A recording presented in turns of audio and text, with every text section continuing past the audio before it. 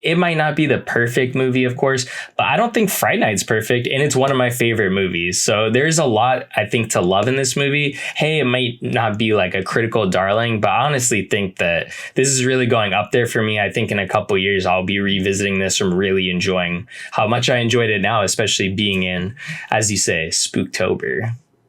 We got vampires in the Bronx.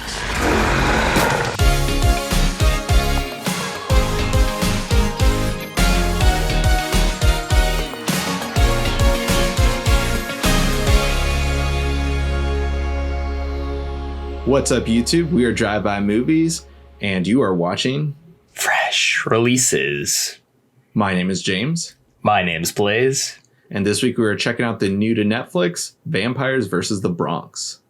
One night with you guys and I already have vampires and thugs trying to kill me. Vampire! Go! Vampires vs. the Bronx is directed by Osmani Rodriguez. The film is about a group of friends from the Bronx who are there to fight off gentrification and vampires while saving their neighborhood. So this film is brand new to Netflix. If you've been watching out what's coming to Netflix lately, this is the latest film. Is it a hit? Is it not? James, what'd you think of the movie? It seems to be a hit in terms of streaming viewers. I'm not too familiar with how it's doing critically wise, but we're the critics here. You're here to watch us, so thanks so much for doing so. What did I think about the movie personally? It was entertaining. It's a fine movie. It's definitely not something I'm gonna highly recommend. There's a lot of movies similar to this that I like a lot better. But one thing that we've kind of complained about on this show is there's not enough of those PG-13 movies that are crossing really dark territories where they can be scary for kids, but they're definitely geared towards kids. Like some of our favorite movies growing up were The Monster Squad and The Goonies, and we also had shows like Are You Afraid of the Dark and Goosebumps. And while if you watch it, it feels very outdated for those two TV shows, they were still very creepy for us. And there's not a lot accessible for kids like that these days that I think are meant to be scary. And The Goonies and Monster Squad are definitely very mature movies. And this does push into some mature areas too. There's some fun gore scenes as well too. But overall, it's just not the most entertaining. There's other movies that are done better. But I'm glad that there's movies like this making its rise again, I'd say. I understand what you're saying, but I have to say, one of my favorite movies of all time has to be Fright Night. Okay. And I really, really enjoy Attack the Block. And this feels like, okay, what are two movies that we can, we take Attack the Block, we take Fright Night, and we just mix them together and create a movie for kids nowadays. I think this is definitely geared towards an audience of younger kids nowadays, especially you can see in the film how much they try and integrate social media. As those things didn't really work for me, I feel like the rest of it really, really worked. And this does feel like the perfect film for this Halloween for just anyone to enjoy. Because honestly, I felt like this film was so enjoyable, and I actually really loved the themes going into the movie, and just it did feel almost like it had enough homages to things like that were classic, but also things that were more new, like Blade, I guess. Even though Blade might feel like a classic at this point, it still feels more new to me. Yeah, I'd say also it's really cool that it's fun for the whole family. This is definitely there's a lot of movies I look up during Halloween when I used to live with my parents. I'm like, is this okay for the whole family to watch together? Will it be fun and stuff? And I'd say, settle in if you have kids at home. I mean, you don't have to be a kid to enjoy this movie. It's definitely a great popcorn movie. And this is something that I definitely expect out of Netflix, to just put out something fun, easy for people to check out on a Friday night and just enjoy. And especially in this month, it's Spooktober, as people keep saying throughout YouTube. Everything on my feed right now it's Spooktober. And I mean, you and I just love horror films in general. So we probably would have just checked this out on our own anyways, regardless, despite whatever month it was. But it's still a fun watch though. And yeah, Attack the Block, I didn't even think about that one, but that's actually one of my more favorite recent action movies starring kids. And I thought, actually, I'd say I enjoyed that one more than The Goonies and Monster Squad. But Fright Night, totally forgot about that one too. That was a good comparison as well. Even though Fright Night's definitely in the R-rated territory, it's definitely a good starting out into hardcore horror film movie. But with this though, I love that it's I mean, it might have been PG-13. I don't know if it had a rating, just because Netflix is different from the MPAA. They can totally go past it if they wanted to. But I enjoyed it, and I could see this getting like a hard PG or probably a PG-13 rating, though. Yeah, I think just everything on Netflix is unrated in general. But yeah, this would probably be more in the PG-13 range. It definitely has elements that like are a little edgy. It's not really edgy at all, the film overall. And some people might see that as like, oh, this is a kid's movie. But I did feel like this movie didn't feel like a kid's movie. It still feels mature while not really having anything too mature in the movie other than its themes, you know? Yeah. Going with that, also with the director, I'm not too familiar with Osmandi Rodriguez, but I really enjoyed his camera work within this movie. Well, I mean, I want to commend and applaud the cinematographer of the film, or director of photography, but I mean, I assume the director, worked very closely with that. I'm not too familiar with his work. I know that he's directed a couple movies before this, and I'm curious to check them out just because this movie was definitely very stylish. I loved a lot of the quick zoom ins and stuff, some of the fun editing techniques, had some cute, cool, quirky jokes within it, just from the funny camera angles and stuff. And it worked well in its favor, being such a fast paced film, especially with it being geared towards kids as well.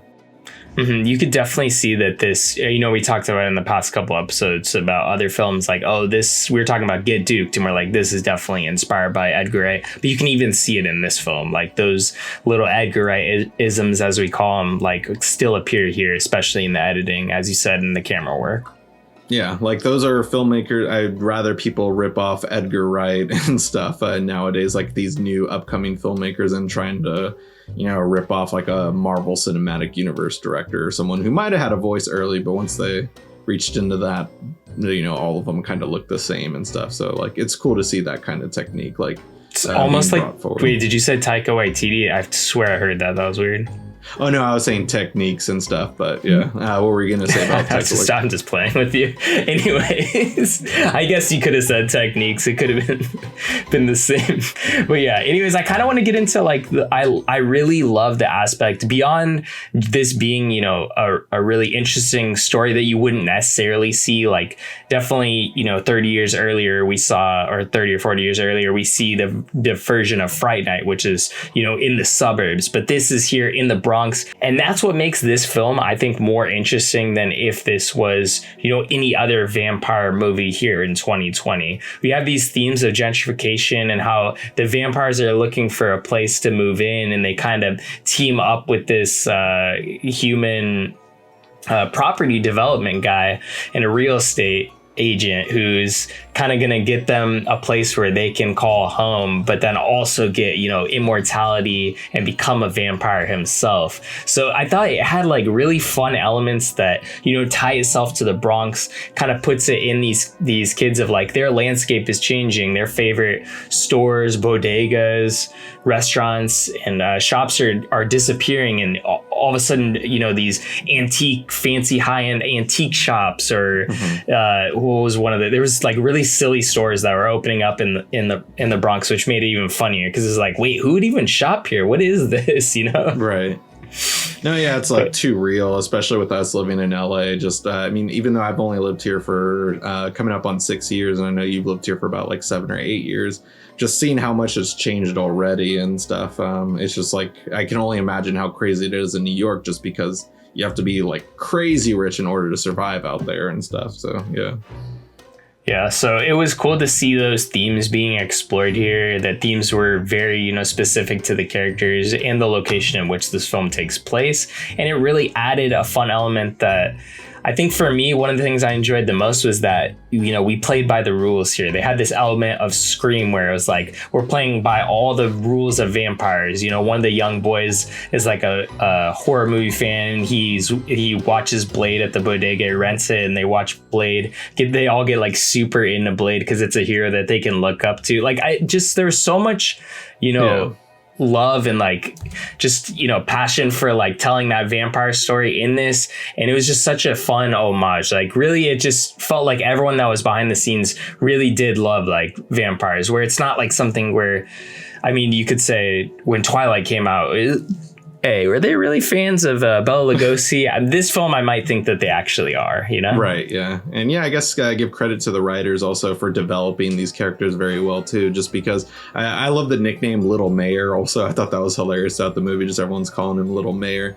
But just seeing how well liked they are within the community and seeing how close everyone was. Like, everyone turns their back against them when they think that they're just causing mayhem and don't believe that there's vampires that are trying to infiltrate the Bronx.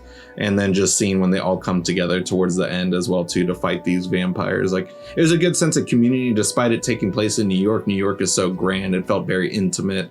Felt like it was specifically about the Bronx. I mean, of course, that's the title of the movie, but just seeing that it's like all within a small community of the Bronx and just seeing how close everyone was, like, that was really cool. Yeah, and it was a fun, like, basically a new age version, horror version of The Boy Who Cried Wolf, essentially. Like, it's fun that it's still like this film is also a classic tale that, you know, everyone learns. So it was cool to see a new rendition. There's so many like fun little elements in this movie. It might not be the perfect movie, of course, but I don't think Fright Night's perfect, and it's one of my favorite movies. So there's a lot, I think, to love in this movie. Hey, it might not be like a critical darling, but I honestly think that this is really going up there for me. I think in a couple years, I'll be revisiting this and really enjoying how much I enjoyed it now, especially being in, as you say, Spooktober. Yeah, I wouldn't be surprised if there's some young high school kids, 14, 15 years old, and then maybe like 10 or 15 years from now, you know, they make their first film or second film. They're like, or some of your big inspirations and stuff like, oh, you know, just some movie on Netflix called Vampires versus, or The Bronx versus Vampires. You know, keep getting it mixed up. Batman v Superman messed me up for life with any movie with the verses in the title. But just like, you know, I wouldn't be surprised though to just see young filmmakers out there, or young soon to be filmmakers that they want to pursue that kind of career. And just like, this is the kind of movie that would have inspired us when we were kids. And that's like cool to see. Most definitely.